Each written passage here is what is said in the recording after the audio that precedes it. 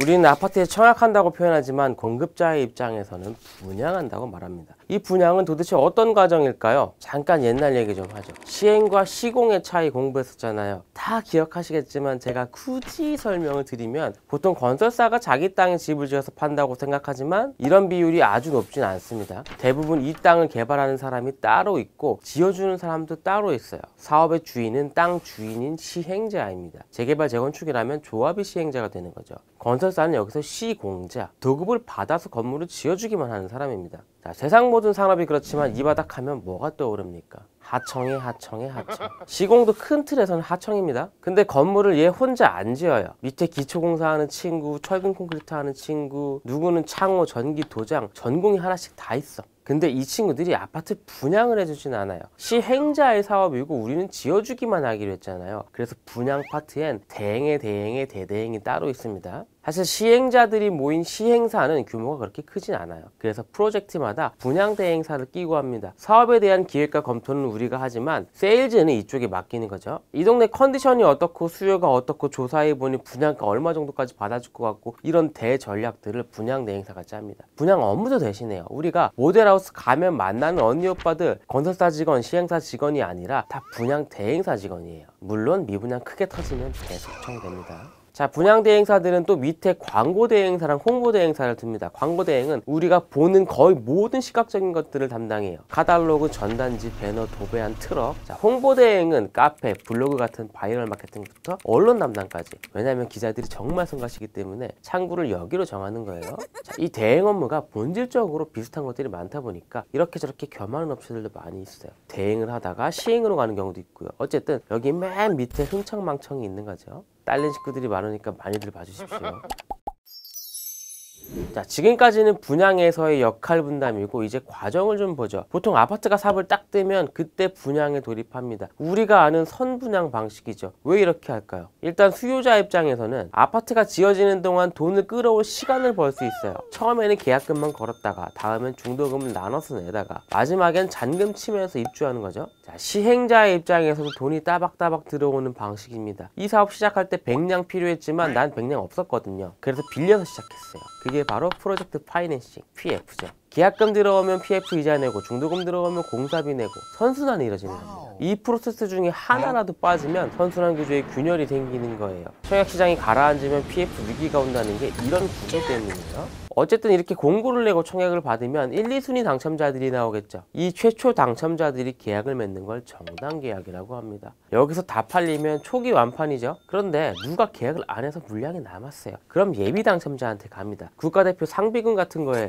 처음에 당첨자들을 뽑을 때 더 많은 숫자로 예비 당첨자들도 뽑아둡니다. 자, 만약 흥부가 아파트 청약에 당첨됐는데 정당계약에서 포기했어요. 이때는 청약통장이 사용된 겁니다. 근데 최초 당첨자가 아니라 예비 당첨자였다고 해보죠. 흥부한테 순번이 오자마자 포기하면 통장을 사용 안 한 거고 동호수 추첨까지 갔다가 포기하면 사용한 걸로 봅니다. 이렇게 예단까지 돌렸는데도 물량이 남았단 말이죠. 이때부터는 우리가 통계적으로 미분양이라고 봐요. 그리고 청약통장이 필요 없는 무순위 청약이란 게 시작되죠. 무순위 청약은 이론상 무한으로 반복될 수도 있어요. 예를 들어서 5가구 남았는데 5명이 청약했어요. 경쟁률은 1대1이죠. 근데 여기서 4명만 계약해서 한 가구가 남았습니다. 그럼 마지막 한 가구를 팔기 위해 또 무순위 청약 공고를 내야 돼요. 경쟁률이 1대1을 넘었었기 때문에. 반대로 5가구 남았는데 4명만 청약했어요. 경쟁률은 미달입니다. 아무도 계약 안 해서 5가구가 그대로 남아도 다시 무순위 청약 공고를 낼 필요는 없어요. 경쟁률이 미달이었기 때문에. 이럴 때는 바로 선착순 분양으로 갑니다. 선착순 분양은 말 그대로 원하는 사람부터 주는 거예요. 임의 분양이고 빼뒀다가 누구 줘도 됩니다. 이 단계에서 나오는 단골 멘트가 있죠.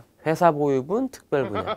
자, 사업자 입장에서는 무순위보다는 선착순이 팔기 편합니다. 그래서 무순위 청약에서 미달이 뜨고 조용히 넘어가기로 원하는 것들도 있어요. 예전에 무순위 예당 제도가 없을 때는 죽통 작업도 했습니다. 죽통을 때리는 게 아니고 죽은 통장 작업이에요. 청약할 때 가점 높은 통장들이 우르르 들어와서 당첨되더니 정당 계약 때 아무도 계약을 안 해. 미리 명의를 사둔 고가점 통장들이죠. 계약을 안 하니까 이게 바로 선착순으로 넘어갑니다. 그럼 그때 가서 우리가 원래 팔기로 했던 사람들한테 파는 거예요. 확실한 손님들이 계약률이 높으니까 이렇게 했던 거죠. 하도 이런 게 심해서 중간에 필터를 만든 거예요. 예비 당첨, 무순위 청약이 다 이래서 생긴 겁니다. 미꾸라지들 때문에 자꾸 제도가 복잡해지는 거예요.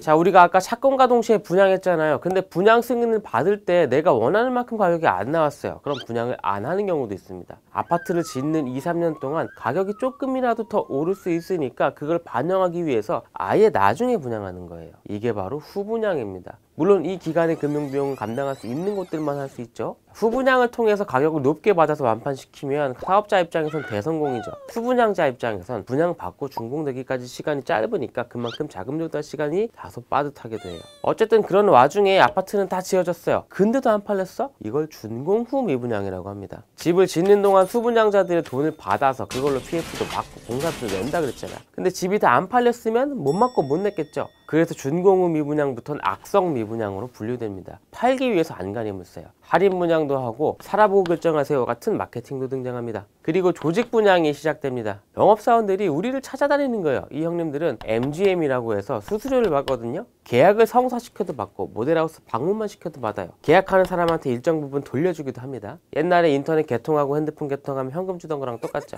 여기까지가 일반적인 분양의 A to G입니다. 근데 요즘에는 앞에 뭐가 하나 더 생겼죠. 사전 청약을 구조도에 뿌려보면 위치가 이렇게 됩니다. 사업을 뜰지 안 뜰지도 모르는데 일단 분양을 하는 거잖아요. 사전 당첨자 입장에선 언제가 될지 모르는 준공 시점까지 무주택 자격을 유지해야 되는 리스크가 있습니다.